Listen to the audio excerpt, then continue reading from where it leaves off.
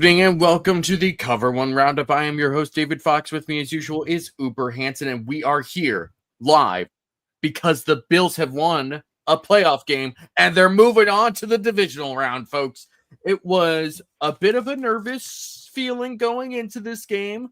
The Broncos were a good team, one of the best defenses in the NFL, arguably the best. And yet, not only do the Bills win, they win big. In fact, correct me if I'm wrong, that was the biggest margin of victory for the entire wild card round, Uber, unless the that was the biggest. That was the biggest one. Unless this Vikings-Rams game just goes completely haywire, which I don't necessarily anticipate it to. But I mean, what a win for this Bills team to start their playoff run. Before we get too deep into anything, though, Uber, how are you? Yeah, I'm phenomenal right now. I was nervous, very nervous all week, just because I think a lot of fans might have been overlooking this Broncos team. And then going into it, I forgot where I saw this. It was said that they are the heaviest bet underdog in this round of the playoffs. So, like, Vegas had them as the heaviest bet. And I'm like, oh my gosh, do they know something we don't? They match up really well against us, blah, blah, blah. And then they score on that opening possession. And then from that point forward, it was the Bills. Broncos ceased to exist after that first drive. Really impressive victory and just another step closer to the big goal, the main goal that we've been trying to get to every year. So awesome. Very happy right now. Starting to get very nervous for the next game, though. Which is fair. It was reasonable to be nervous about this Broncos team yesterday. It's even more reasonable to be nervous about the Ravens this week. So, but just a great game. I mean, it started off tough, obviously, with the opening drive being so quick and so decisive, essentially. But from then on, it was within the Bills' control, and it never felt out of hand, and it never really felt like there were overly tight moments for them, other than maybe the crazy fourth down play that Josh Allen made to get the touchdown. And we'll dive deep into this. We'll address a little bit of news, some extra stuff before we get into this game and into next week. But before we do any of that, we have some business to take care of, and that is with you, lovely folks who sponsor this show through Cover One Pass. And as soon as I find this thing, there it is. Other way. There we go. Yeah. All right. So with Cover One Pass, this is the most direct way to support us here at Cover One. If you go to cover1.net for $60 a year, you can sign up and you will become a part of Cover One Pass. What does this get you? Get you exclusive content. It gets you access to news before a lot of other people do, hypothetically speaking. It gets you access to the fantasy football channel, where you can pretty much ask Chris Chews, our fantasy analyst, directly questions about your lineup each week. If you're not watching his videos, which you should be, by the way. Get to just interact with other guys like Greg and Aaron and Eric and Anthony and Adam and all these other people that make our Cover One content, and you get to interact with all these other people that are part of this community, and you get to talk about things that aren't about football, whether it's other sports, the Sabres, politics, food, pets, whatever. It's a great group. It's a great community. It's a great way to experience football, especially on game day, where you have the very long game day thread running at all times. So it's a wonderful experience. It's a great thing. Cannot emphasize it enough. Cannot hype it up enough. It's the best $60 a year you'll spend on football all year. Sign up today at cover1.net. All right. We have plenty of comments. Thank you all for joining us. First, starting us off strong is just the tip of canoe, who says, I believe Khalil Shakir was conceived on a pinball machine. I can't argue with this. I mean, there's truly, I would be, I would have to push back greatly for someone who tried to say, no, that's clearly wrong. Like, this is very, very much within the realm of possibility, given what we know about Khalil Shakir. Sweet Spike says he is the human pinball. Loved his returns on punts too yesterday. There was some concern, some legitimate concern about Brandon Codrington being out for the return game against the Broncos. And honestly, I think both Khalil Shakir and Ty Johnson did quite well in their return duties. Yeah, they both did better than I expected too. Brandon Codrington to me is like an all-pro caliber player, so losing him is definitely a concern because you lose an X factor. But Khalil Shakir looked great on punt return, like you said. Ty Johnson, he had one like big return that ended up setting up a scoring drive. So kudos to both of them for stepping in for Codrington, who hopefully we get back this week. Hopefully so. Sweet Spike also says, "What was up with the spots yesterday?" So let's talk about this. So there was. This was a Bill Vinovich crew, right? And in the playoffs, correct me if I'm wrong, but in the playoffs, they start mixing up crews, right? They start like pulling from other crews. Okay. From a penalty perspective, wasn't a crazy game, right? There weren't a ton of penalties. The penalties that were called seemed to be actual penalties. Even the one that was kind of like, oh, well, good for them for not calling that was when Spencer Brown tried to draw them into like the neutral zone penalty by false starting at the 1.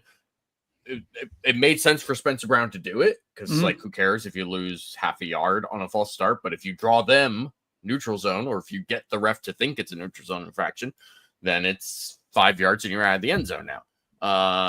But the ref didn't bite and he shouldn't have. It was not neutral zone. It wasn't offside. So I was like, okay, good for them. All fine and good. The side judge was spotting every ball a yard short. It was insane. I don't think I've ever seen anything quite like that before. Dude, I've seen like a ball get spotted short once in a game and you're like, what the hell is going on here? It makes no sense. This was almost every play. They were spotting where the feet were, not where the ball was. It was mind-boggling that it was so obvious. And I don't think the announcers talked about it once, or we were like, they oh, never that was spotted short. Tony Romo's too busy talking over Jim Nantz half the time, and Jim Nantz is just trying his best to actually call the game.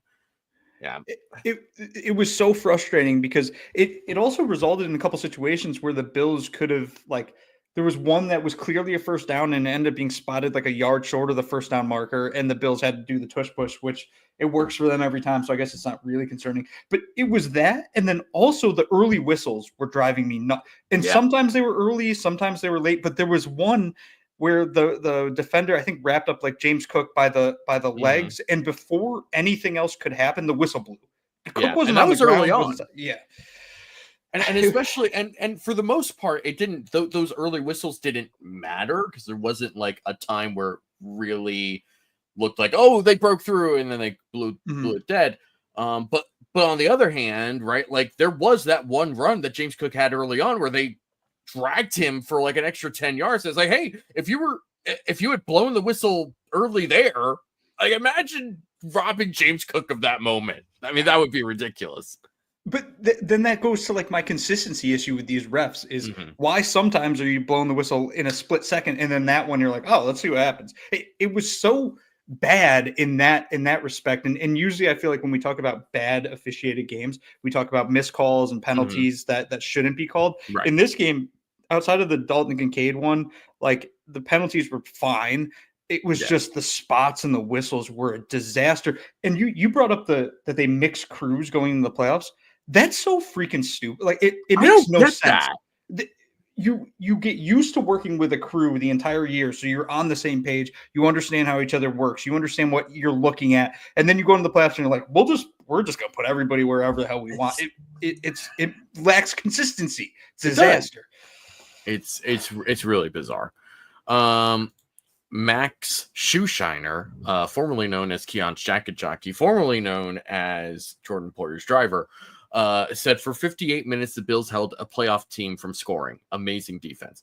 After that first scoring drive, right, which was 4 plays, you get a couple of runs and then a deep dig from Cortland Sutton and then the bomb to Troy Franklin. That was it. That was the Broncos' score in the entire game. And yes, I understand that the field goal gonged, not doinked. We can't call that a doink because it did not sound like a doink. That was a gong. It gonged off the upright. I get that. But even then, like, they still held that team to 7 points. This is not like some terribly bad offense. It's not like, top 10 or anything like that.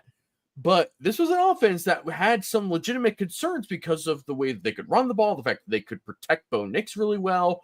Like, there was a real reason to think that this Broncos offense could put up at somewhere between 17, 20 points, somewhere around that range. And with that defense, maybe that was all you needed. Ended up not being the case because not only does the Bills offense do what it always does and score 30 points, but the Bills defense it was clamps. It was straight up clamps almost the entire game. And it was so impressive.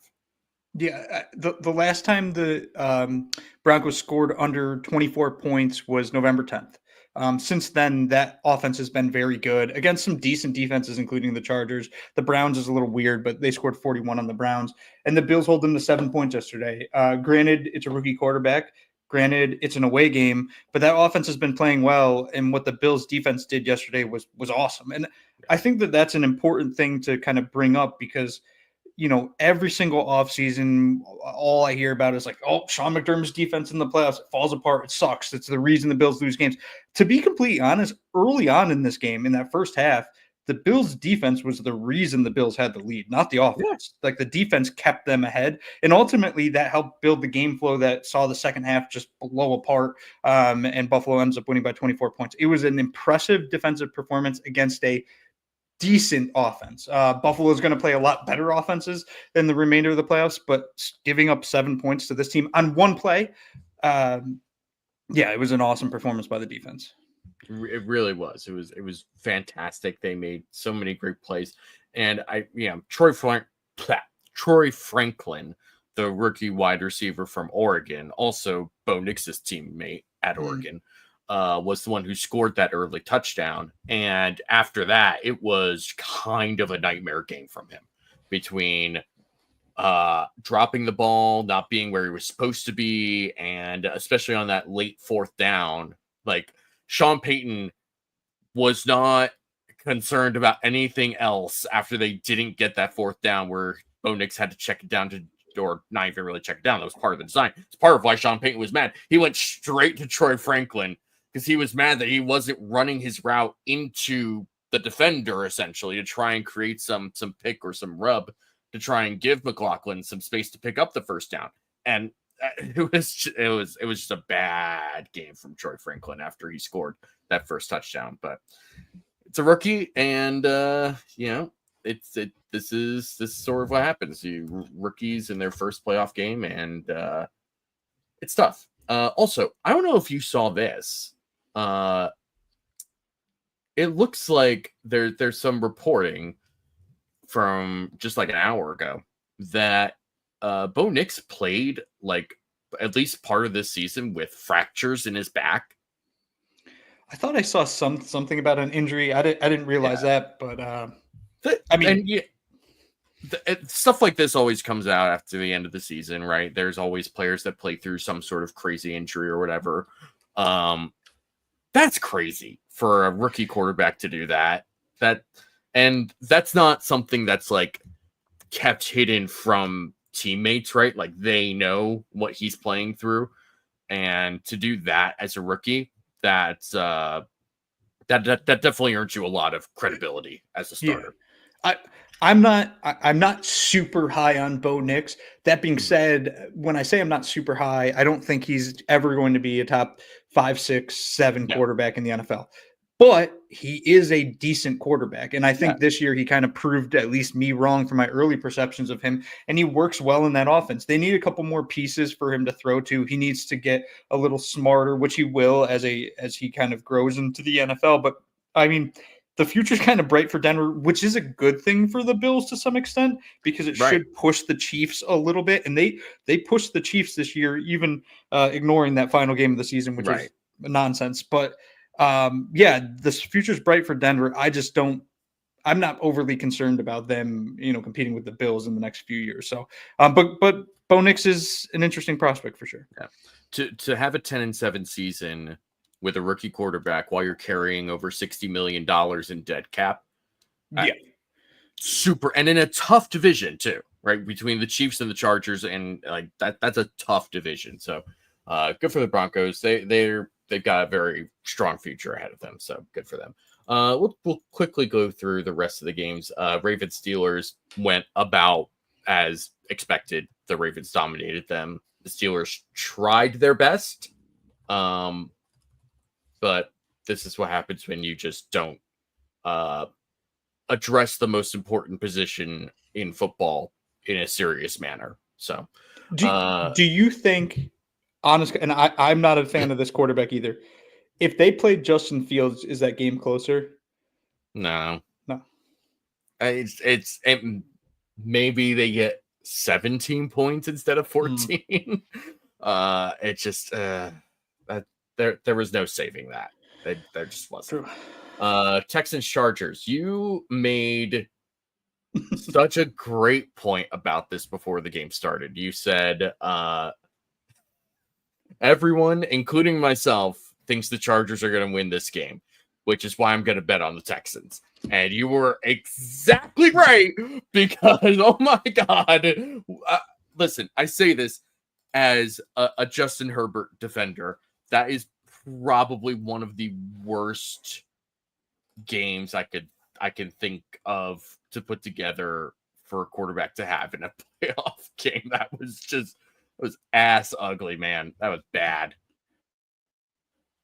It goes to my thing with Justin Herbert. I understand he oozes talent. I understand he has the physical abilities. We've seen him make giant plays in these big games, in the games that, and I'm not just talking about the 2 playoff games he's been in. There's been other games that are big in season towards the end of the game where the Chargers need to win it. And if they don't, they're in trouble for the end of the year. In these big games, he struggles. I don't know what it is. It's similar to what happens to Tua to some extent. Obviously, Herbert has a lot more, God-given abilities than Tua. But I watched that game and I was like, he threw 3 interceptions the entire season. Yeah. And he threw 4 in that game. An absolute disaster. And I don't know if he'll ever get this, the narrative that's surrounding him off of him unless he goes on a run to win a Super Bowl. Like he's, to some extent, has a little Lamar Jackson narrative surrounding him when it comes to the postseason. And that's what I was going to say. It's like the only way to break the narrative is to just do the thing, right? Like if you don't want the narrative on you, you got to actually go out and do the thing. And I understand. Look, it's a team game. We all acknowledge that. And that Chargers team certainly overachieved given the expectations this year, right? And Justin Herbert is part of that.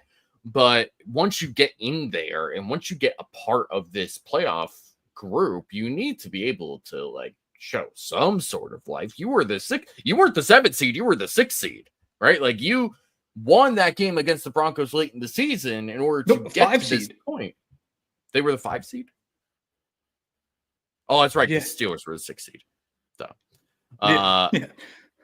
So yeah, you're the 5 seed. So like you need to show something. And I understand that the Chargers as a whole just like weren't great, especially offensively, right? Like it was Justin Herbert trying his best to throw to Ladd McConkey, and Ladd McConkey showed up. Great game from Ladd McConkey, but that was just sort of any other thing that Justin Herbert tried to do was just either not helpful because somebody dropped the ball or wasn't in position, or he was just airmailing passes or throwing high on a short route, right? Like that one of those interceptions was on just a very short route that he completely overthrew. When we say the word disaster class, that's what that was. Brutal. Get to some other comments before we do some things. Ralph Wilson Sr. from the grave says, rather have the bye like it used to be than these fugazi 17 wildcard games. 99% non-competitive. You're not wrong, but the NFL doesn't care about that because people watch these games. A lot of people watch these games. Let's see. I bet you they add another team or two at some point in the next 5 years. They shouldn't. It is non-competitive, but it makes them money. We don't need this to be the NHL where like 3/4 of the team make it into the postseason, but somehow the Sabres don't. Sespinar says, I noticed a distinct lack of complaining from Doomers about screens when all week they were saying how bad we are against screens. And we have been. And that's true. Like the Broncos as a whole, just sort their whole offensive approach for most of that game after that first drive was a little odd. I mean, there was a lot of run, pass, and the Bills were clearly ready to defend against the run for the most part. I mean, the Broncos finished with like 17 attempts rushing and 70 something yards rushing, and 40 of that came on Bo Nix scrambles. So the Broncos just did not run the ball all that well, despite having a very good offensive line and a solid stable of running backs. Also, did you find it weird that they deactivated Audric Estime before the game? Yeah, for Tyler Bidet, which I thought his name was Batty. So Tyler Bidet got the spot over him. Yeah, it was weird. It didn't make any sense. Estime's been good for them the past few weeks. It's been fine. Yeah. It's just an odd choice. But yeah, turns out when you play well, people, I mean, some people will still complain, but for the most part, people are willing to be optimistic. So Eric Reinhardt said, the Bills have to not wimp out this time. McDermott punted on 4th and 2 at midfield on the opening drive, and then again on 4th and inches when down 10. What is this referring to? When were they down 10? The Broncos scored 7 points.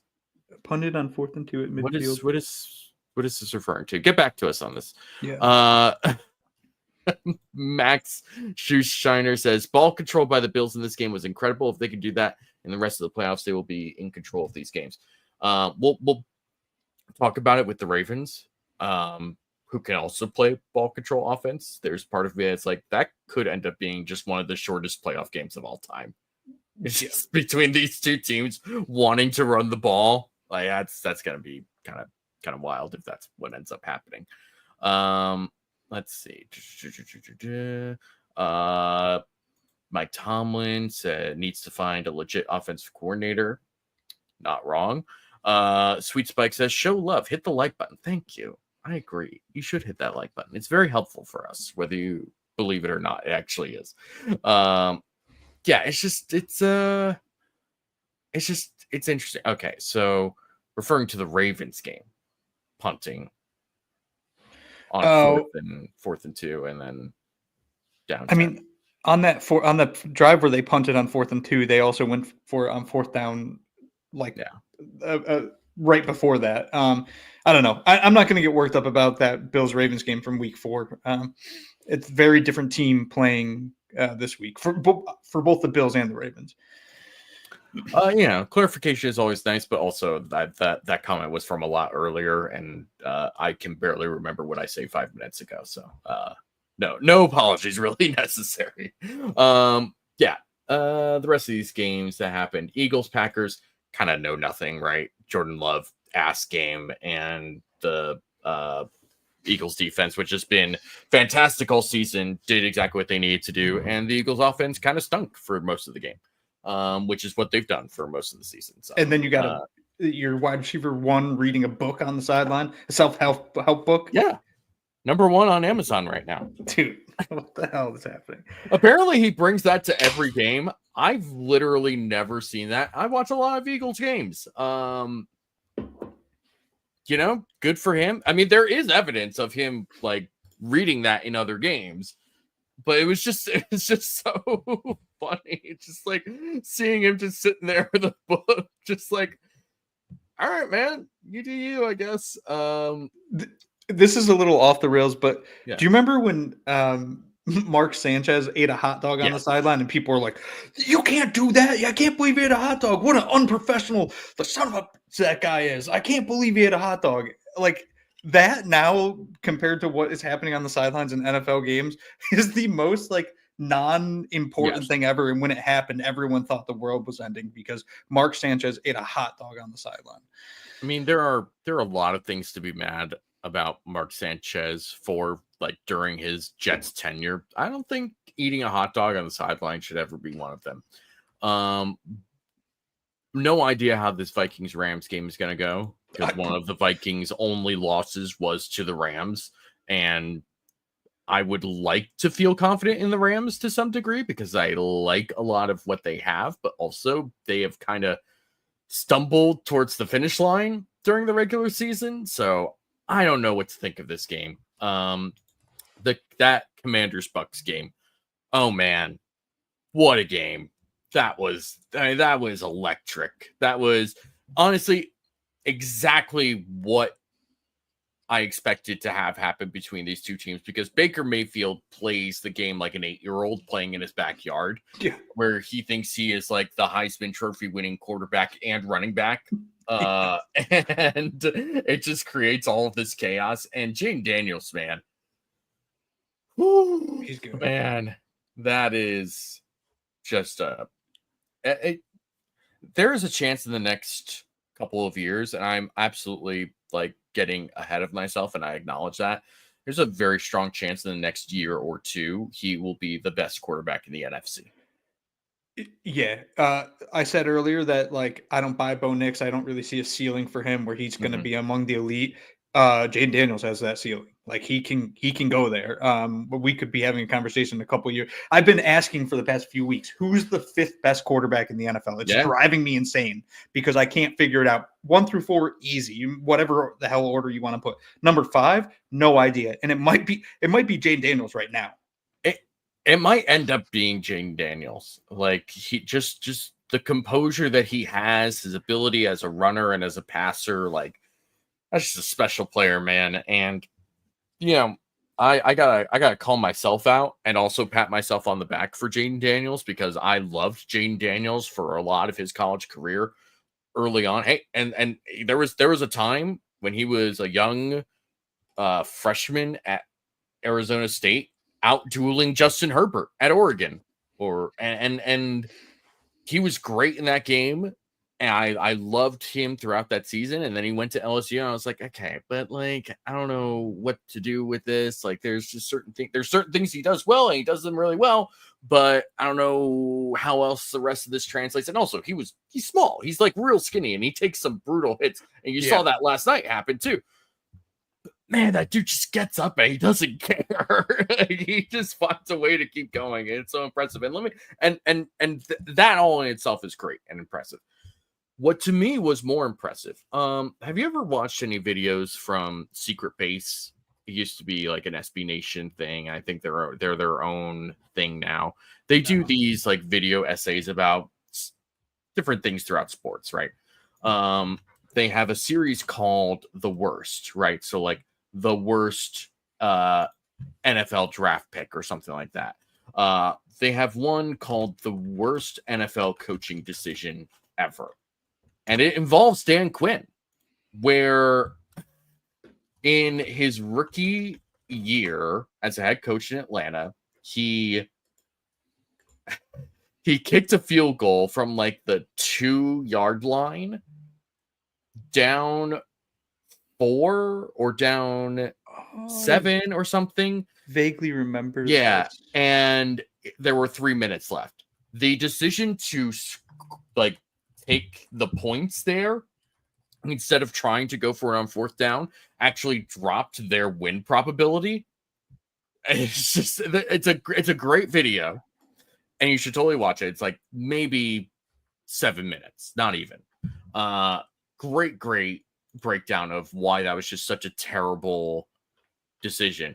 This dude has been going for it on 4th down so many times this year. I think like him and McDermott are some of the most aggressive coaches on 4th down this season, which first of all puts to bed this ridiculous idea that defensive coaches aren't aggressive. But 2, like for Dan Quinn, like this was sort of my hesitation when we talk about retread coaches, right?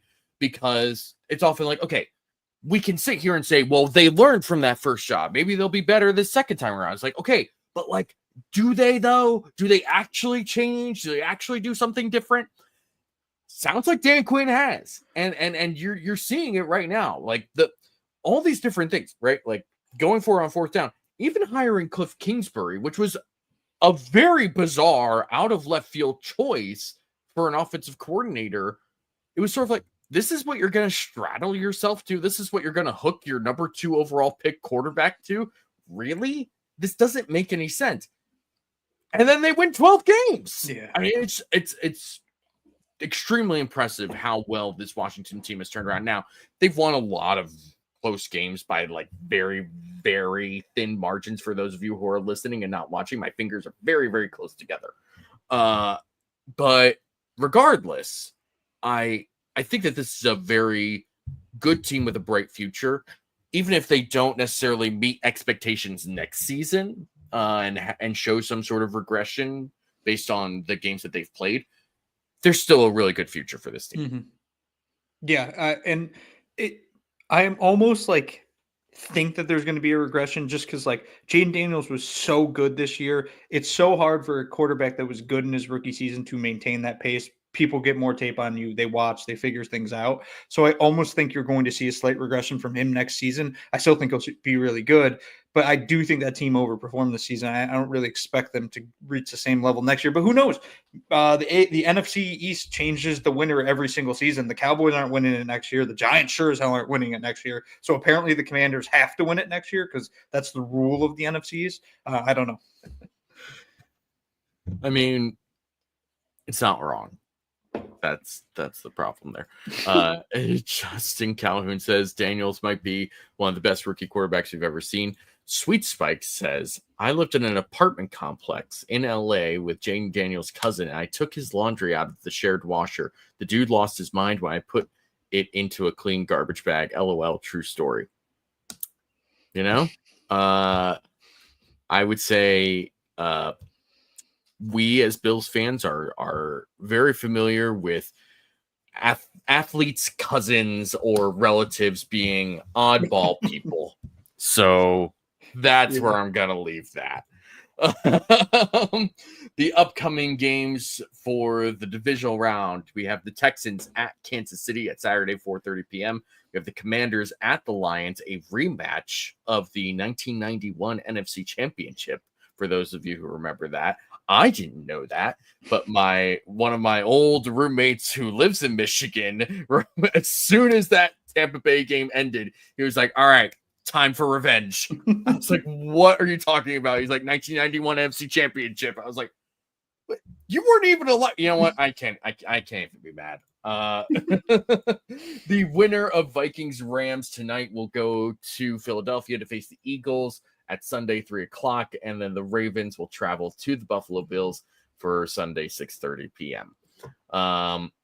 All fun matchups, and I know there was a lot of shit given to the Texans for how they kind of played out a lot of their season, but this was I don't know if I probably didn't. I probably should have, but I didn't. The hesitation that I had in that Chargers Texans game leading up to it, where I wasn't like super declarative about the Chargers like going in and winning that game, was just that DeMeco Ryans is a good defensive coach. Yeah. Like he's somebody who has a really good system and can also game plan really, really well. And it showed in that game. And not only that, but they have two really good pass rushers in Will Anderson and Danielle Hunter. And you look at this Chiefs game, right? They've played earlier, right? Very recently. So it could end up being somewhat similar to that. I get that. But there's a chance that DeMeco Ryans in this defense just manages to grind and grind and grind, and especially against a Chiefs team that has not played its starters for a while now, right? Like, there's a chance. I'm not saying it's going to happen because I don't believe that the Chiefs are capable of losing because they have the hand of God guiding them throughout this entire football season, which drives me beyond insane. But there's a legitimate chance here, just logically speaking. My only concern, because I do agree with you, like that Texans defense, I mean, we saw what it did to Josh Allen earlier this year.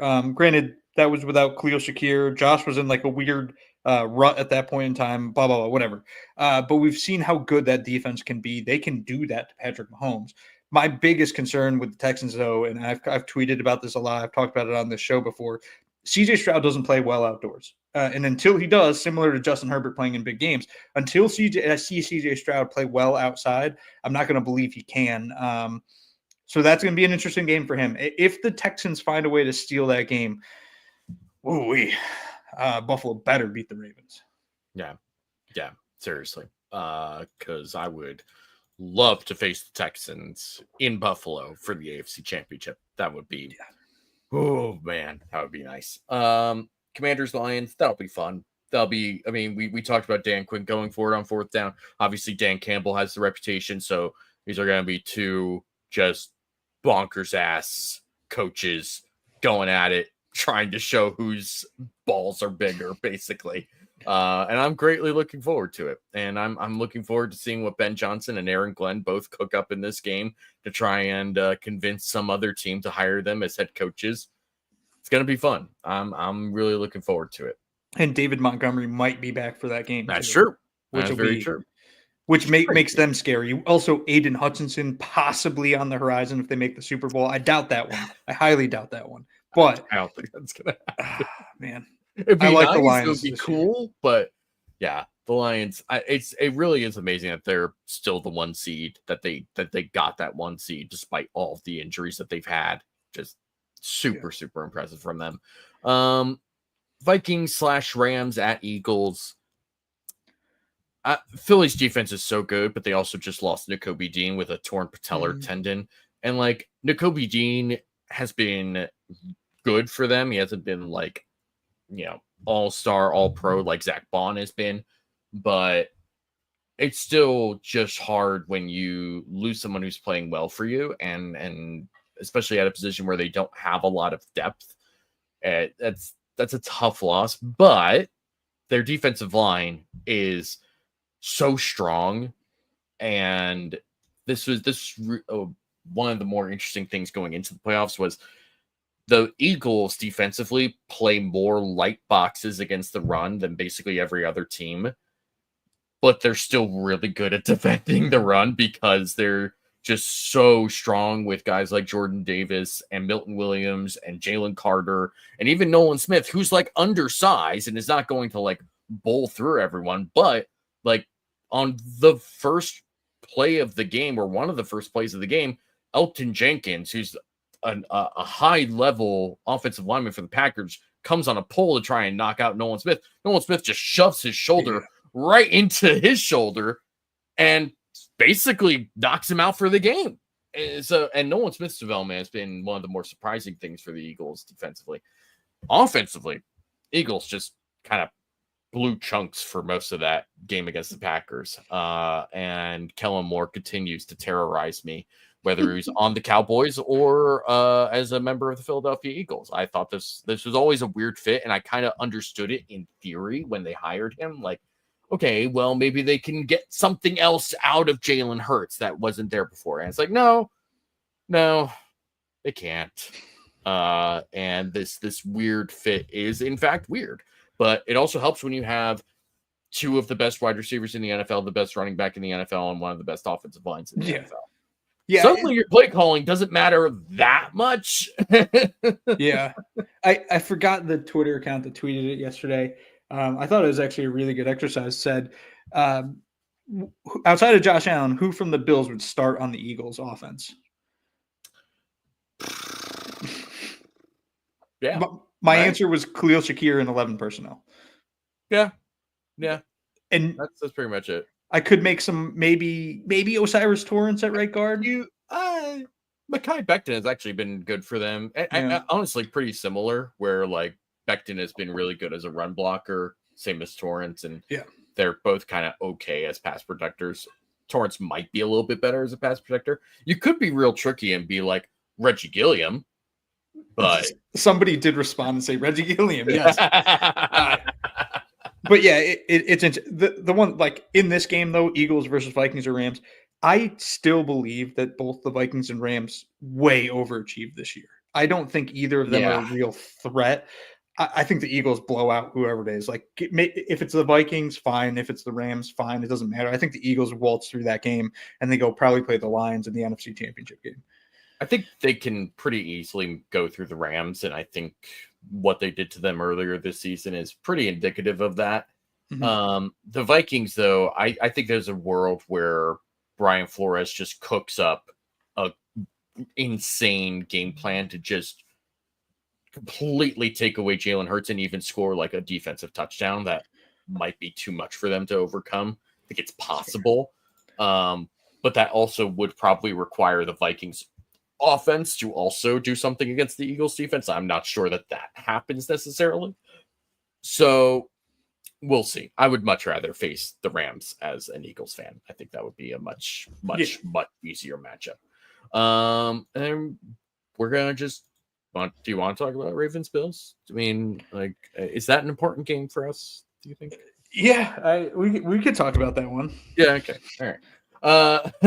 Actually, before we do that, you did the work in putting in some of these stats, or all of these stats. I did nothing today, except jabber. So in this Broncos game, Josh Allen, pretty good against one of the best defenses in the NFL. 20 of 26 for 272 yards, 2 touchdowns, no interceptions, 8 rushes for 46 yards. Surpassed Steve Young in postseason touchdowns.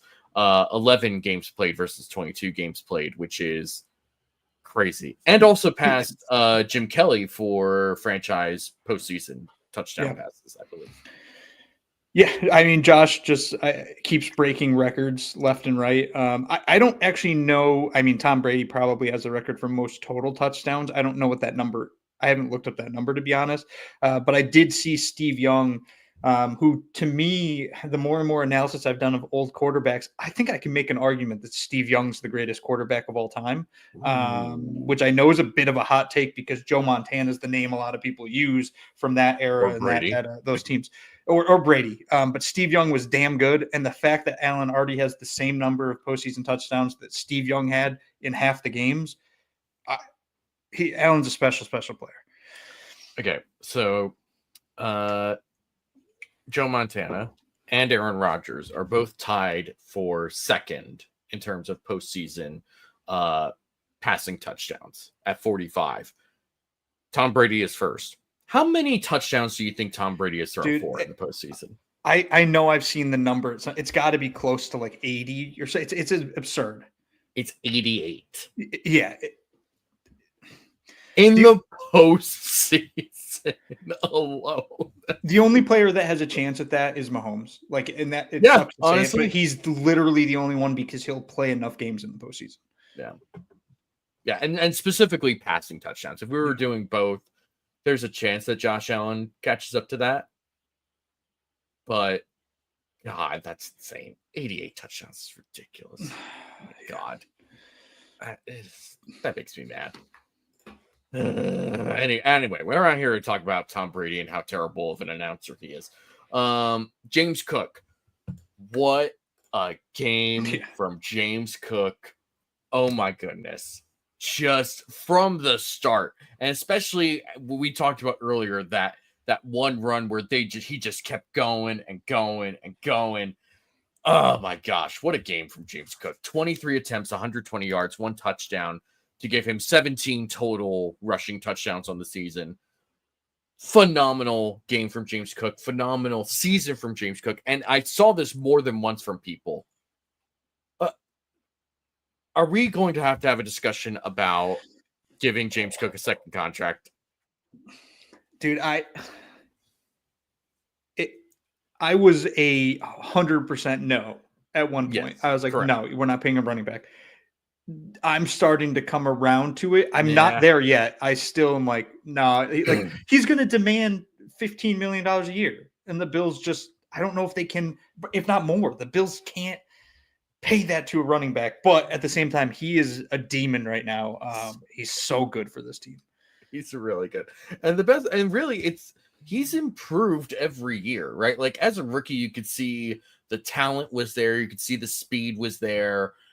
I mean, all really great stuff, but there was also sort of a lack of patience, a lack of vision.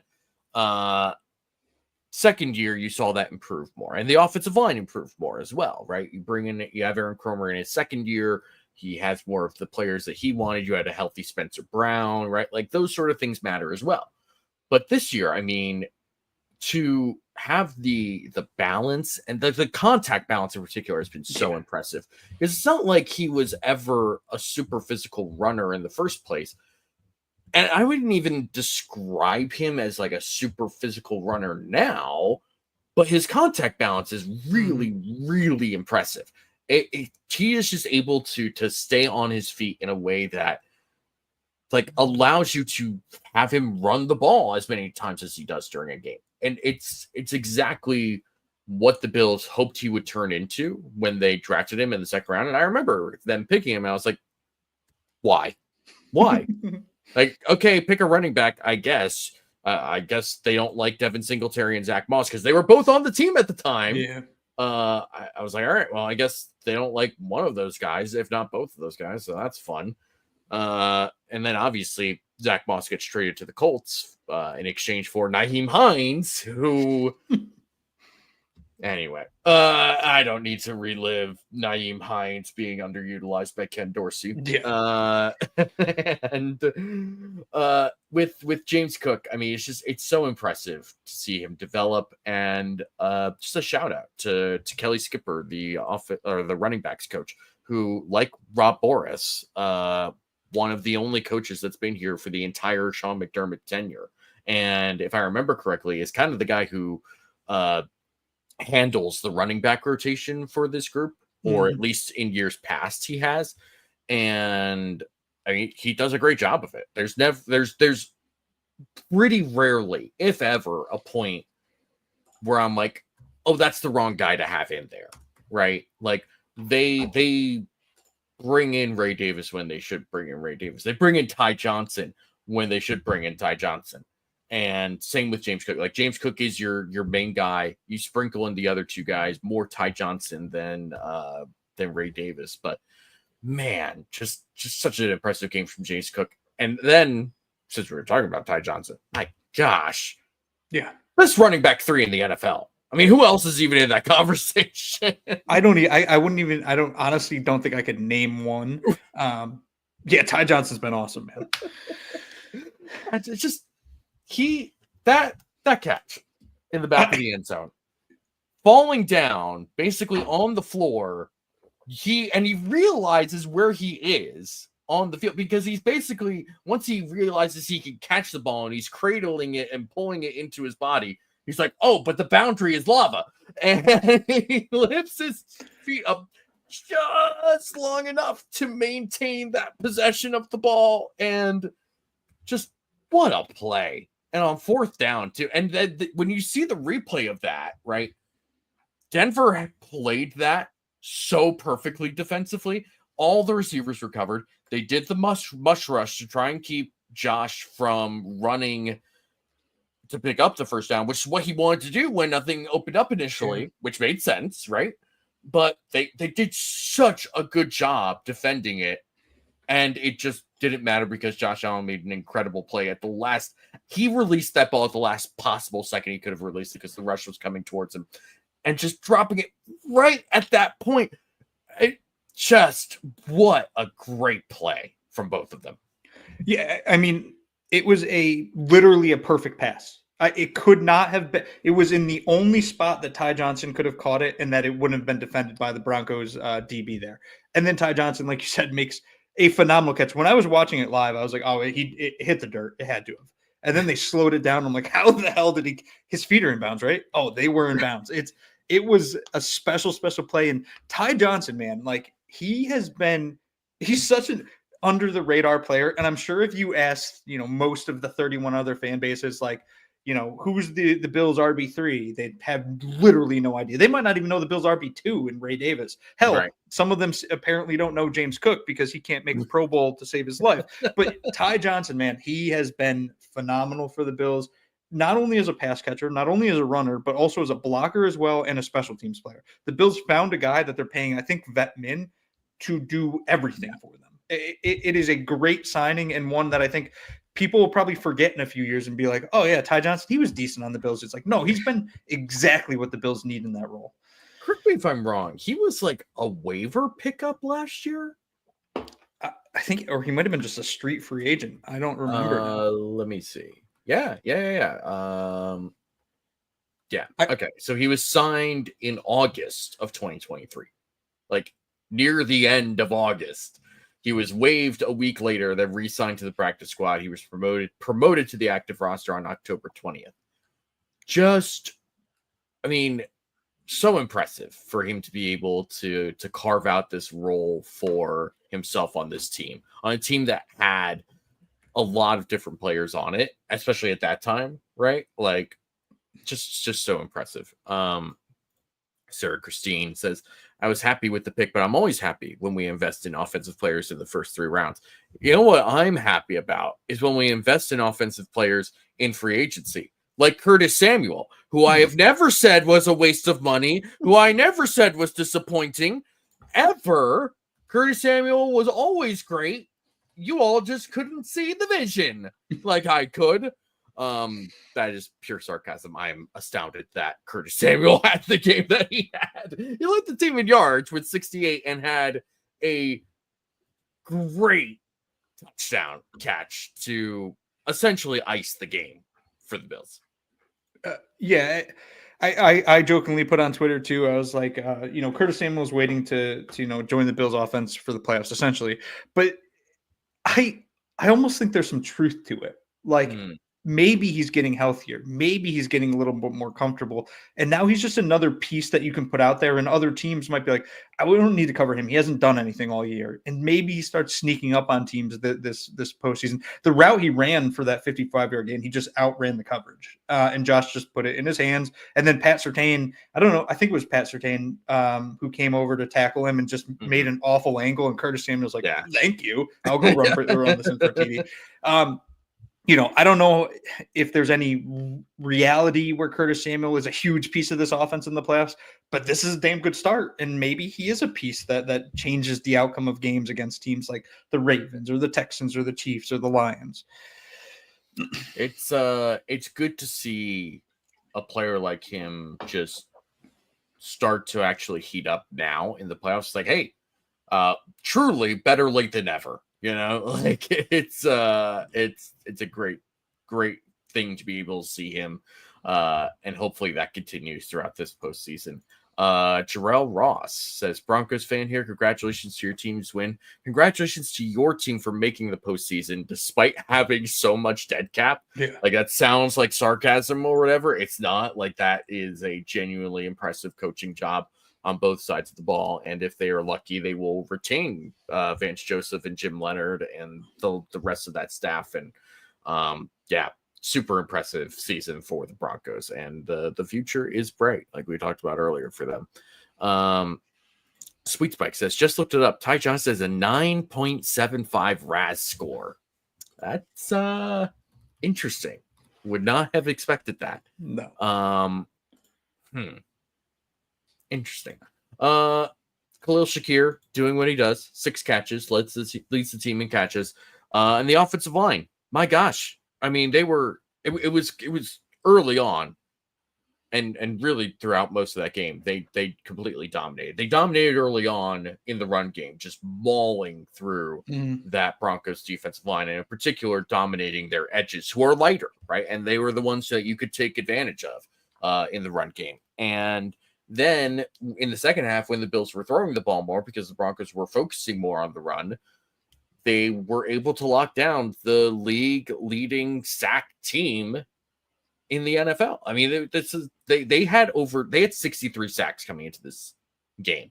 63 sacks. The back-to-back years when the Bills had Kyle Williams and Mario Williams and Marcel Darius before he stopped caring, and Jerry Hughes, right? They went from like 51 sacks to 55 sacks between Mike Pettin and Jim Schwartz as the defensive coordinators. The Broncos had more sacks than that. Yeah. This is wild. I mean, and the fact that the Broncos only got 1 sack from Zach Allen and a couple of other pressures outside of that, not enough can be said about that from this team.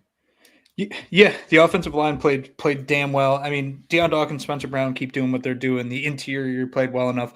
The one guy surprisingly that stood out to me more than anyone else was Alec Anderson. I know that's a weird one to say because these are 6 offensive linemen, but I loved what he brought to that game yesterday. He brought like spiciness and the pissed off attitude. He got into Nick Benito's head. Like I love that so much that our 6 offensive linemen is a bit of an asshole, to be honest. Like the Bills need that. They need that nastiness. They're going to need that nastiness against the Ravens because the Ravens come at you with a full on nasty. So Alec Anderson, one hell of a game. And it started actually getting me thinking, I think you're going to see the NFL change here in the next couple of years. And I think the Bills are kind of at the forefront of it with how much they use that 6 offensive linemen. As other teams start to do it, I do wonder if some point we'll see something like the slot corner for the All-Pro team, and they'll be like, okay, we got our 6 offensive linemen that for the All-Pro team. Right now, Alec Anderson is the All-Pro 6 offensive lineman in my mind. So awesome game from him. Really great game from him. Yeah. Defense, first drive, not great for the Bills. Just exactly like when they scored that touchdown, I was like, this is quite literally the last thing you should be doing to this Broncos team, because now they can control things, right? They can run the ball, they can do exactly what they want to do, exactly what they've been doing to win 10 games this year. So I was like, this is gonna be a long game if this goes the way we think it's gonna go. And the Bills, to their credit, went on a good drive, a long drive, ended in a field goal, which was frustrating.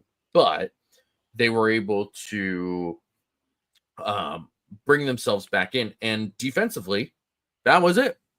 They didn't give up any points outside of that first drive. I mean, what else can you possibly say about that?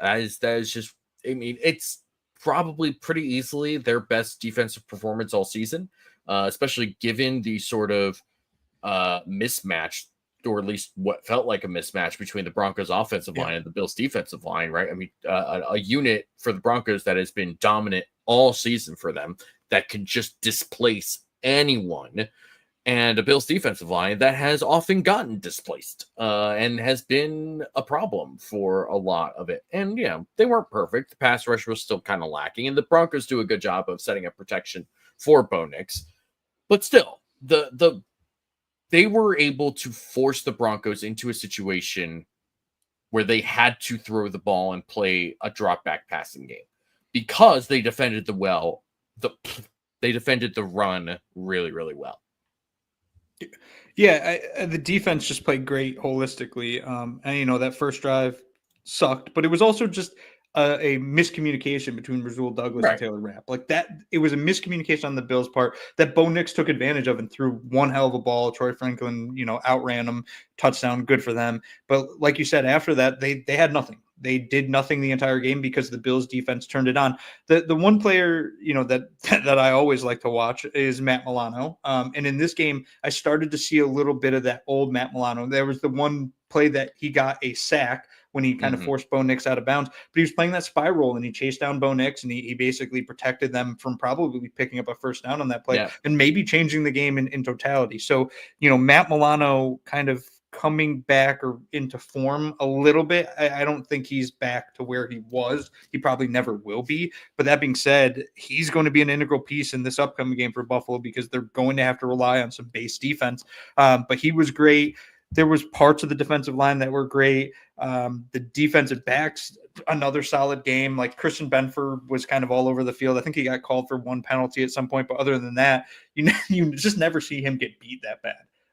So it was another great game from him. The whole defense, again, I think this will probably go largely forgotten because Buffalo put up 31 points. Josh has another great playoff game. The defense played damn well. They're probably the better side for the Bills this game, which is saying something when your team scores 31 points and punts one time. Right. Yeah. I mean, just it really felt like the Bills defense as a whole just played so well together. There were some people, I don't want to make a big deal out of the idea that there were this was some huge narrative that people were trying to latch onto or anything. There were some people who were upset at the blitzes that the Bills were bringing, not getting home. And, we obviously believe in the idea that getting sacks is a good thing. I don't think anyone is ever going to tell you that getting sacks is a bad thing. That being said, when you bring a blitz, it's not always about getting a sack. It's nice to get a sack on like a third down in particular, because then it forces them to punt, essentially. Like, even if it was 4th and 1 or 3rd and 1 rather, and you get a sack of 3 yards, most, if not everyone, is not going to go for it on 4th and 4.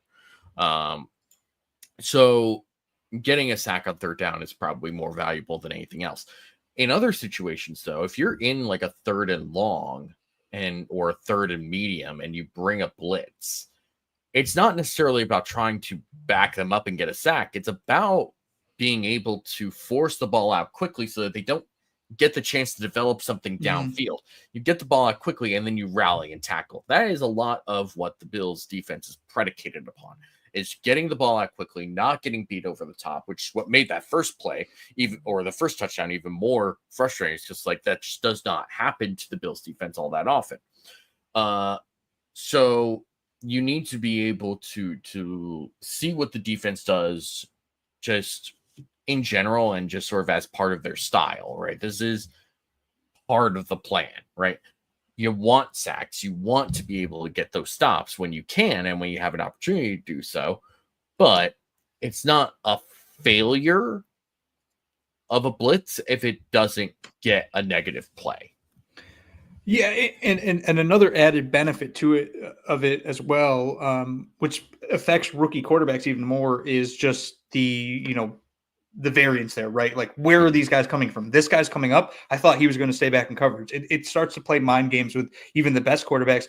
And with Bo Nix, I do think throughout the game, you saw him get a little bit more rattled as the game went on. Like, he started missing some passes just because I think he wasn't setting his feet well. And the pressure was probably getting to him, not just the literal pressure that the Bills were putting on him, but also probably the crowd noise as well. So I think that there's a little bit more that goes into blitzing, like you said, than, oh, we didn't sack the quarterback. There was a couple blitzes that even I was critical of on Twitter because I'm like, okay, come on, like, let's stop this. But that was more of an in the moment thing. Now looking back on it, it's like, yeah, it makes sense. And I think, again, talking about this Ravens game, which I'm sure we'll cover real quick at the end here, like, they're going to blitz a lot, I think. And when they do it, it's not necessarily to get Lamar Jackson down in the backfield. You hope they do, but they have to do it because they have to find a way to affect him mentally and physically throughout the game. You have to find a way to disrupt Lamar Jackson as best you can. In some ways, it's sort of like playing the Chiefs in years past, where you have to be able to live with the fact that the Ravens settling for a field goal is a win, right? Like, the Ravens scoring 3 is going to be a win for you defensively. And they're a tough team. They're a tough matchup. They just are. I mean, they've got talent all across. They've got a really, really strong set of tight ends with Mark Andrews and Isaiah Likely and even Charlie Kolar. And an offensive line that's definitely gotten better as the season has gone on. The running back, who I don't know if you've heard of Derrick Henry, but I think he's pretty good. Had a great season, 1,900 rushing yards. Don't know if he's done something like that before then. No, like, this is like the move that the Ravens made that's really just changed the entire dynamic of how their offense runs, right? Because when you have someone who is as big and fast as Derrick Henry playing for you, while also having someone like Lamar Jackson who is as fast as he is and also can throw as well as he can, it really becomes like, all right, what are we supposed to do? Yeah. And that's sort of where a lot of teams have been with the Ravens. And Lamar has taken a real strong step forward as a passer the last 2 seasons. I think he has genuinely progressed as a thrower. I mean, you could just see it just looking at raw stats. I mean, more often than not, raw stats lead you down the wrong path. But when you're throwing for significantly more yards and touchdown passes than you have ever thrown for in your career, there's probably something there. Yeah. And I understand that, like, Zay Flowers was selected for the Pro Bowl. feel like if you asked a number of Ravens fans, like some real honest Ravens fans, they would probably say, "Yeah, I'm not sure I really get that." Yeah. And he's a good player, and there is a chance that he might not play. It's unclear. I think John Harbaugh is playing that card pretty close to the vest. If he doesn't play, though, that is significant, right? I'm not trying to diss Zay Flowers in the way in saying that like he doesn't contribute to this team or anything. That's not what I'm saying. Just that he's not necessarily what I would consider a Pro Bowl player, but whatever. Regardless, though, he's a good player, and he's important to the functionality of this passing attack. He got 2 All-Pro votes as well.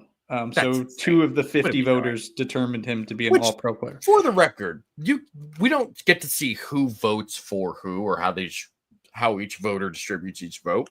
Oh my gosh! But we do get to see who got a number of the votes, right? Like which player got a number of the votes. The wide receivers, first of all, condense this a little bit, right? There should not be that many wide receivers getting all pro votes.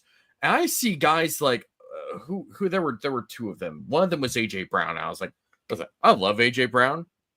He was not healthy enough for the majority of the season for you to be voting for him as the all pro. Puka Nacua was the other guy. I was like, Puka Nacua is a great player and had a great game against the Bills. What are we doing? Voting him for an all-pro when he's missed the majority, or not the majority, but like a good portion of the season. Like, come on. What are we doing? What is this? Dude, it's nonsense. Drake London, T. Higgins, Drake London makes a lot more sense. That Falcons offense would be so much worse without Drake London. I could do a whole show on the all-pro team, but that's neither here nor there. Zay Flowers is a nice player, though. Like a very nice player. It would be very good for the Bills if he did not play this game. If he does, it makes things just more difficult because the Ravens then have both him and Rashad Bateman, who both are just quick and can get open at will, essentially. And that just makes it more difficult to stack the box and try to slow down Derrick Henry. This game is, man, I just don't know. I keep trying to figure out ways for the Bills to win, but like most defensive coordinators in the NFL, and kind of like you said, like, I don't know how you stop Derrick Henry and Lamar Jackson. You can try to stop one, but stopping both, like at some point, it comes down to luck. Like you just need a ball to bounce your way. Yeah, and when it comes to playing defense, just in general, right? You're playing defense is not about having all of the answers taken away, right? It's about how many answers can you take away, and really, what are you willing to live with? Like, what are you willing to leave open in order to shut down the rest? And with the Ravens, it becomes a very difficult proposition because if you try to shut down Derrick Henry, Lamar Jackson can attack you through the air and on the ground himself. So you're leaving a lot open one way or the other. It's kind of impossible to stop both at the same time. It just is. That's the whole point. That's why they got Derrick Henry. But there may just be something. I mean, we've seen this Ravens team before, right? In 2019, when they went 14-2, and they just had no idea. They got behind the Titans early, and they kind of lost their own identity and just started throwing a bunch instead of running the ball, even though they were like probably one of, if not the best rushing team ever. Yeah. And then last year is a similar deal, right? They just sort of got super tight and they kept throwing, even though that just wasn't part of what they were doing. It wasn't their core identity. And I do think, certainly the Lamar Jackson of 2019 is different than the Lamar Jackson of 2023 and even of 2024. Yeah. Right. Like this is a different player who I think has genuinely taken a big step for the passing for the passing game in particular. But if it's up to me, which it's not, thank God, I can't imagine trying to do this. Yeah. But if it were up to me, I think you just have to do your best to stop Derrick Henry, because you cannot, at the very least, you cannot give Lamar Jackson the benefit of play action. You just can't. you have to at least force him into straight drop back situations, because then you give your pass rush a chance. Then you allow guys to play in coverage more effectively, and against a group of receivers, wide receivers more in particular than tight ends, but that aren't so spectacular and so overwhelming that you feel like they alone are going to take over a game, right? It's hard. There's no easy way out of this. There just isn't. I'm with you. Like the only strategy that makes sense in my head is you bail out to stop the run, and you hope that your DBs make a play when Lamar throws the ball, and that's what I kind of expect from the Bills this game. I expect base defense at a higher rate than maybe they have played in a long time, which sucks because I want Teron Johnson on the field, but they need size and physicality. You bring on Dorian Williams, that might help you out there. And I need an Ed Oliver legacy game. Like, I just need Ed Oliver to have the game where we're like, damn, that's the Ed Oliver we all know and love, because he's the key to everything. If he can just disrupt in the middle, if you force Derrick Henry to stop moving north to south and move east to west, that's when you can slow him down. And if Buffalo can find a way to do that via Ed Oliver, then suddenly you can force Lamar into drop back and throwing. And Lamar can dice you up doing that. But I'd rather have a chance with Lamar throwing than have literally no chance with Derrick Henry rushing for 250 yards. Like, there's one path where at least there's variance. There could be a tip ball at the line. Christian Benford could hop a pass. Like, if Derrick Henry's running full speed, it's over. The game's over. So I just think that that's probably the way Buffalo approaches it. That being said, like you, I'm happy I'm not the one that has to game plan for it, and that Bobby Babbitt and Sean McDermott have to figure something out. I don't know what it's going to be. But dude, I don't care. Play 4 defensive tackles if you have to. But do something weird. Like, to do something weird that they've never seen. And I do think, and I know I'm rambling a little bit here, but I do think the crowd noise could have a big impact on this game. Change the looks on defense when they get up to the line of scrimmage. Try to force Lamar to have to audible with a loud crowd. Maybe you can get them off their game a little bit, get them a little confused, have a mistake in the backfield on a handoff or something, because Buffalo is going to need a mistake from the Ravens at some point this game.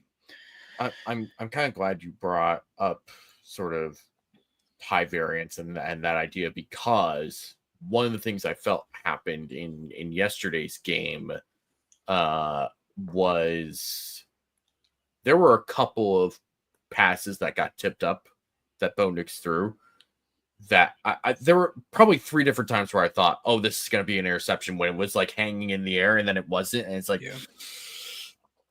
it was like that close. Again, for those of you who are at home, my fingers are very close. It was very, very close to a couple of turnovers in that game. And obviously, Bo Nix and Lamar Jackson are very, very different players. Yeah. But if that ball is in the air and it gets tipped up, you have to make a play. You have to take advantage of whatever mistakes are made. That's the thing. You have to find a way to get a turnover, I think, at least one, and hope that they are willing to settle for a field goal or 2. You just have to. That's the way you can make this work, because offensively, right, the Bills can go toe-to-toe against anyone. Even if they don't have a, great number 1 pass catcher like a Stephon Diggs anymore, they have enough guys that can get hot at different times, right?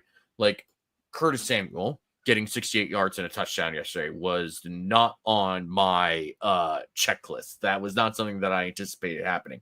The main consistent what's the word I'm looking for? Consistent force? I don't know. The main consistent receiver for the Bills has been Khalil Shakir, and he was great yesterday as well.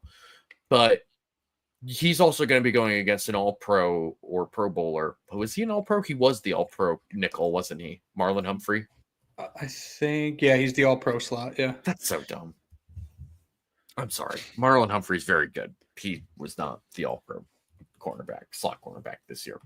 There were also a lot of Cooper DeJean votes, and I say this as a Cooper DeJean fanboy from like during the draft process. What are we doing? Rookie rookie Cooper DeJean as a first team, as getting like a lot of all pro votes for the nickel. Anyway, at least Devon Witherspoon made sense. I'm getting off track. Khalil Shakir has a tough task ahead of him going against Marlon Humphrey, who is a very good nickel corner. And in a lot of ways, like we talked last week about how the Broncos have Pat Surtain and he can lock up anyone. Well, okay, throw to against whoever is not being locked up by Pat Surtain. Like that was the easy solution. Protect and find whoever is not being covered by Pat Surtain. With the Ravens, I mean, they have the defenders to go against this sort of like spread it out, everyone eats sort of offense. This might be another game where it comes down to the running backs again. Yeah, which I don't love because the Ravens' run defense is pretty damn good too. I don't know. So the thing in my head is I trust Josh Allen to figure it out on offense. I trust Josh Allen to put up points in the playoffs. He's a different animal. I don't even think we saw the full animal unleashed against the Broncos, and he still put up over 300 yards, had two touchdowns, no turnovers. He's going to be fully unleashed in this game. I think you see him use his legs a lot more. I think you see some highlight reel plays from him, and the Bills probably put up close to 30 points. The question is, can their defense hold the Ravens under that total? I just don't. Full honesty, I'm picking the Ravens to win this game. I think that's fair. They're the more talented team. I think where Buffalo has the advantage, and that people are going to think this is crazy, I think the Bills have the coaching advantage, a fairly significant coaching advantage. I would agree with that. And I think Josh's pedigree in the playoffs, the fact that he knows he's good in the playoffs and that he's played well consistently, I don't think he's going to feel the pressure in this game. I wonder if Lamar feels it. He didn't feel it against the Steelers. He played a damn good game. Does he start to feel a little pressure in Buffalo? Like, I have to win. He has to win this game. Lamar has to win this game. And Josh, to some extent, does too. So it's going to be a very difficult task for the Bills, though. So I'm gonna point something out here. Actually, I'm gonna point out a couple things. First of all, I do agree that the Bills have a coaching advantage because I think that John Harbaugh. I mean, we talked about this just earlier, right? Where in these other moments in last year's AFC Championship, they kind of fell apart because of coaching. In 2019 against the Titans, they kind of fell apart because they went away from their identity as a very run-heavy team, just started throwing a bunch. And Harbaugh has had a lot of moments in the playoffs where they've been less than stellar. And some of that definitely has to do with coaching and some of the things that he does. I'm gonna point to something here.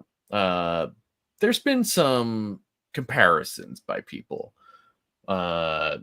with this particular Bills team and the 2006 Indianapolis Colts, right? The year that Peyton Manning finally broke through and won a Super Bowl. The first playoff game that they played, oh God, Stafford is going on a heater. They're so gonna win this game. Sorry, that game just started and he's so first game that the Colts played in the playoffs in the wild card was against the Chiefs when they were one of the best rushing offenses in the NFL, and the Colts were like the worst rushing defense in the NFL by a significant margin. And the Chiefs, Larry Johnson, who was a very good running back, had 32 yards on 13 carries. I mean, some might say that a pretty good Broncos rushing team, or at least a really good Broncos offensive line, only having like 30 some odd yards from their stable of running backs yesterday could be somewhat similar. And do you know who the Colts played in the divisional round in this particular year? I do because I have it up. Okay, good. It was the Baltimore Ravens. A game that the Colts won 15-6, scoring 6 points in the first quarter and then a field goal in the other 3 quarters. But that game, I mean, the Colts were the 3 seed? Yeah, they were the 3 seed.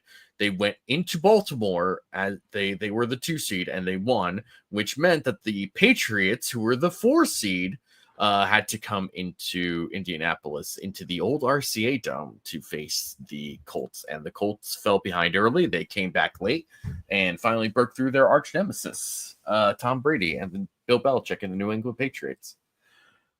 I'm not saying this is what's going to happen for the Bills. I'm not saying that.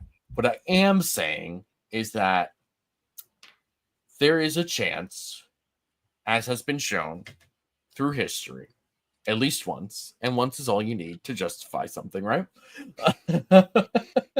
That something crazy can happen when you least expect it. I don't think anyone was really expecting the Colts at that point in their season to, one, make it past the Chiefs necessarily in that wild card round because of just the clear mismatch that they had there. Much less go into Baltimore and beat the Ravens. And a very, very good Ravens defense that was led by Rex Ryan.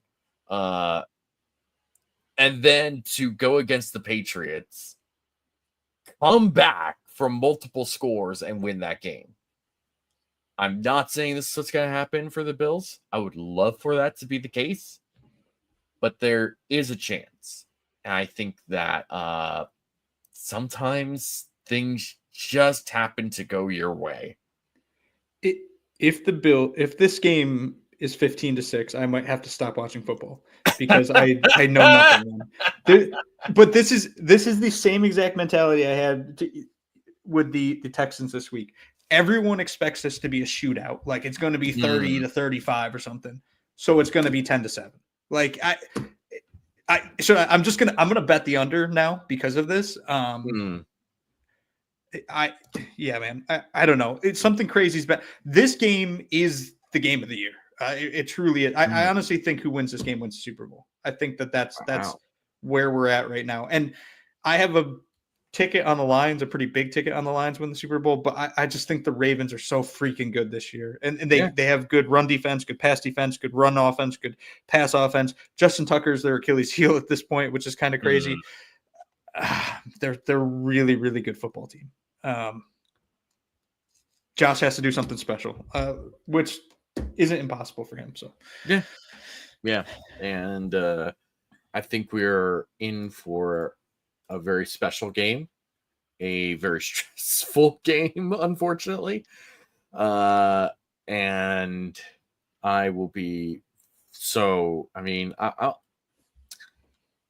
going to have so much petty energy if the Bills win this game that there might not be enough left for me for when they face presumably the Chiefs, maybe the Texans, hopefully the Texans, but I don't know how I'll be able. I mean, I'm sure I will because I hate the Chiefs so much at this point, but it's quite the gauntlet that the Bills have had to go through theoretically to get to their chance at a Super Bowl with this team. If they do manage to go through Denver, Baltimore, and presumably Kansas City, that's just impressive. There's no other way you could spin that. And especially going into Kansas City and doing that. If they do. Oh man, a boy can dream.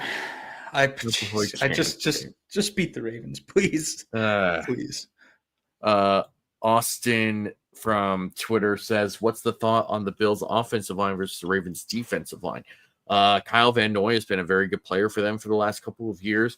Michael Pierce is quite literally a mountain of a man. They've got some really, really strong pieces on that team. The Bills offensive line is also really, really good. And they've done a really good job of finding and creating rush lanes for the running backs this season. They've done a really good job of protecting Josh Allen, and Josh Allen's done a good job of protecting them as well. You kind of just need to pull out whatever you've got.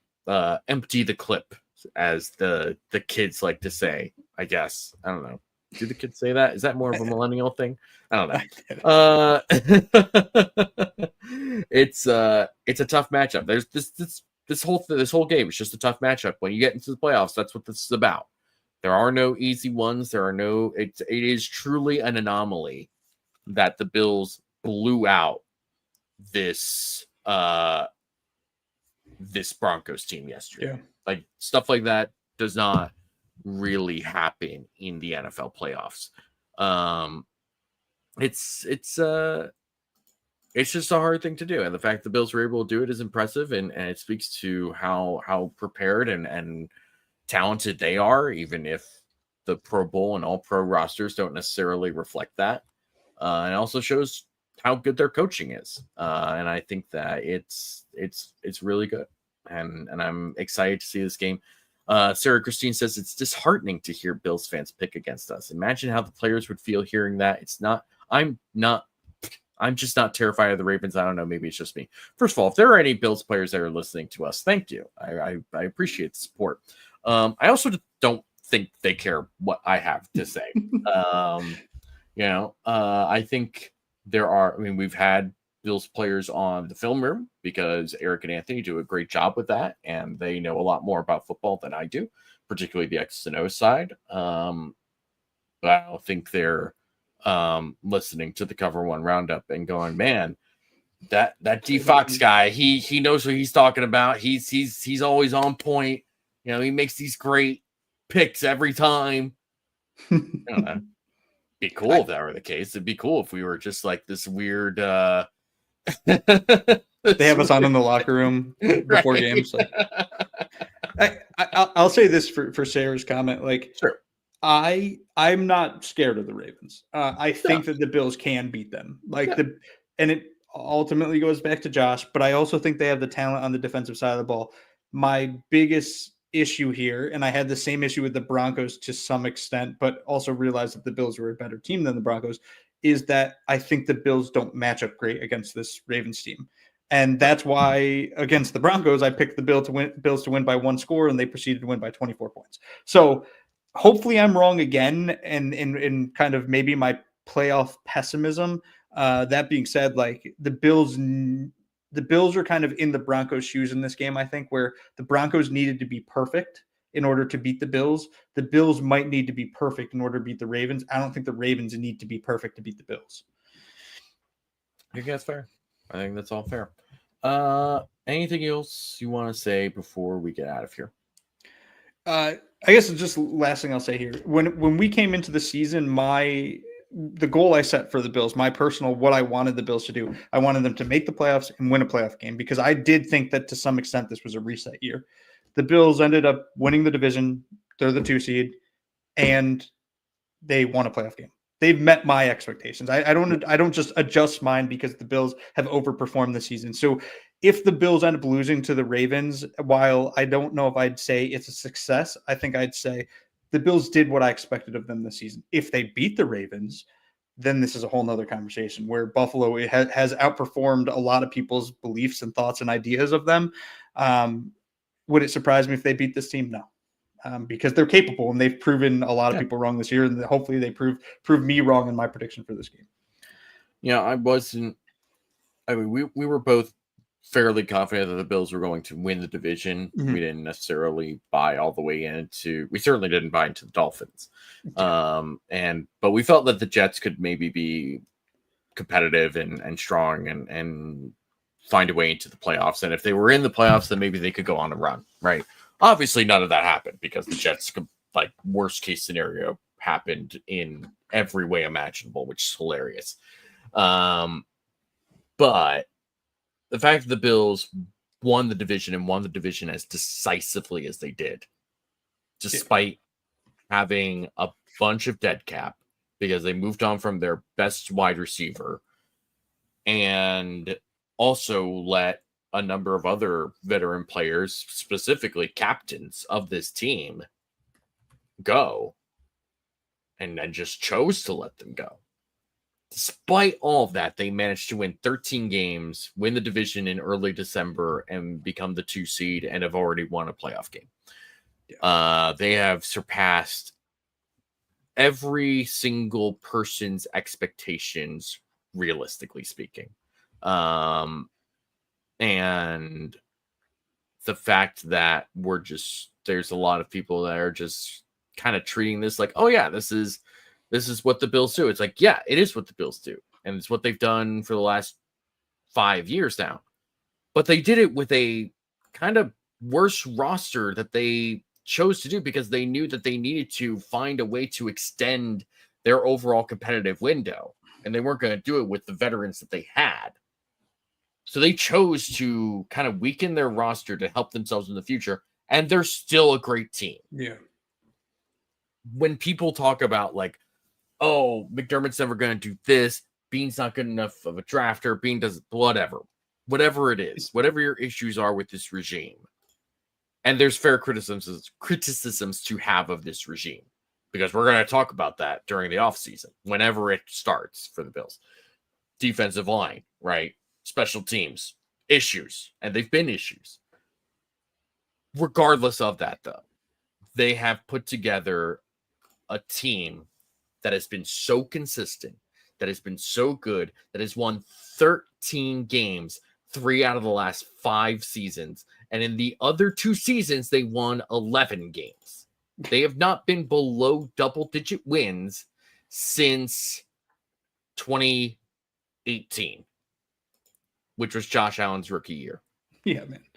It's wild. I don't know what else to say, man. This is a really great team led by a great group of people. And when you look at how some of these other organizations in the NFL are run, and how some of them, look at the Dallas Cowboys. I mean, my God, what have they been doing the last 2 weeks? They tell Mike McCarthy, hey, you can't interview for a job because you're still under contract. We're going to block you from interviewing for a different job. Okay, so are you going to extend me? No. We're not going to extend you. Okay, so you literally just wasted my time and yours because now the Cowboys have wasted this time, this 1 week period where they could have interviewed coordinators from the Chiefs or the Lions, like Aaron Glenn and Ben Johnson. And now they can't, because now they're preparing for the playoffs. And now they're actually in the playoffs. This one bye week where you had a chance to do it, and they said, no, we're still in negotiations with Mike McCarthy. No, you weren't. Be so for real right now.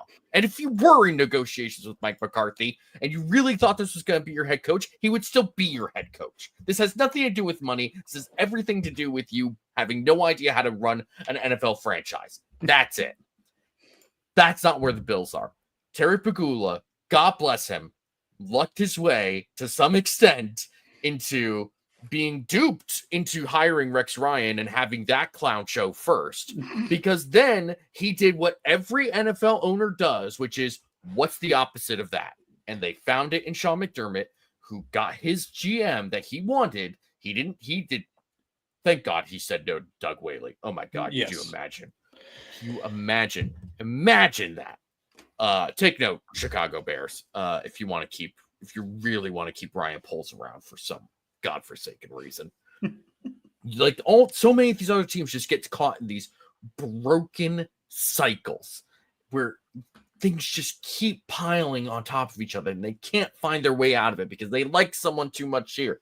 The Jaguars, they fired Doug Peterson, and then they're like, well, we're going to keep Trent Baalke, but the head coach is going to report directly to the ownership now, so don't worry about that. And then there's another report saying, well, if it's a good enough head coach, if we like the head coach enough, and they don't like Baalke, we'll get rid of Baalke. It's like, what are you talking about? What are you talking about? This doesn't make any sense. You sound just as dysfunctional now as you did before. What are you doing? That's not where the Bills are at. They are a clearly functional, smart, cohesive, put together organization, which is a very strange thing to say for a team that was the opposite of that for so long. So again, we say it all the time with when we're on. Appreciate this team for what it is now, because at some point they're gonna suck again, and it's gonna really hurt to watch this team. So appreciate what you get to witness right now, because it does not last. I can't say it better. Yeah, 100%. You're 100% right. Jared K says the rant. Listen, this is what I'm here for, man. Adam Zientek says, love the content. Awesome hat, Uber. It is an awesome hat. Created by Glenn Goodberry. Am I right? Yes, sir. That's the right Goodberry brother? Yeah. Adam also says we're going to be so broken when Josh Allen is gone in terms of expectations for our next quarterback. Yeah. I'm not worrying about it. I'm not worrying about it. And then we're not going to think about that. We're going to enjoy Josh Allen right now. All right, folks, thank you so much for joining us tonight. Do we want like a final score prediction? Let's put it out there. What do you think? Yeah, I can come up with one. Yeah. Oh. All right, I'm going to go Ravens 34, Bills 31. Okay. I'm going to go Bills 16, Ravens 10. I swear, if you get this right, that'll be. If I get this right, I am clipping this. I am posting this. I'm reposting it every freaking day for the rest of my life. I will look like a prophet of God if I do this. Folks, thank you so much for joining us tonight. It is always a great pleasure to have you with us, and always great to have you supporting us. Leave a like if you have not already. There are other shows throughout the week that will help you get prepared for the Bills game against the Ravens. You've got Air Raid Hour in about 20 minutes. You've got Under Review with Joe DeRosa tomorrow night. You've got Disguise Coverage as well. You've got Film Room. You've got the Cover One Buffalo Show with Greg and Aaron. We will have you prepared all throughout this week. Content from now until probably Thursday, I would think, and it's just good stuff. What we do here is fantastic. I would not be quite so adamant about that if I didn't actually believe it. What we do here is really great, and I think it's genuinely unique and strong content that is different from what everyone else is putting out. So and I hope that that's recognized by people, and that's all we can ask for. Uber, where can the people find you? At UberHansen, on Twitter. I'm sure I'll be tweeting all week. I'm trying not to get into it with Ravens fans because I just don't want to deal with it. You've gotten into it already this season with Ravens fans. I don't think you need to do this now. I'm not going to do it anymore. Now, Sunday evening, if the Bills pull off a win, I'm not going to sleep. I have so many bookmarks prepared. But this week, I'll be dropping a matchup preview on Reddit on Friday. I'll post the link to it on Twitter. Sounds good. You can find me at DFAUXY or at DFoxy on Twitter. I occasionally say stuff that I probably mean most of the time. And it's a jolly old time when we're watching Bills games together. And I am hopeful for yet another Bills win. That is what I'm hopeful for. However they get it, because we're at a point in the season where style points just do not matter, and they should never matter to people. Winning is winning. As you say before every game, as you tweet before every single kickoff, you say just win. And that's what we're hoping for on Sunday at 6:30 p.m. on CBS, having to listen to drunk Tony Romo interrupt and overlap with Jim Nantz. Anyway, you all have a wonderful evening as the Rams seem to be kicking ass against the Minnesota Vikings, which I'm sure pleases some people. Thank you all for watching. We hope to see you next week after another Bills win going into the AFC Championship. We will see you all next week. Bye-bye.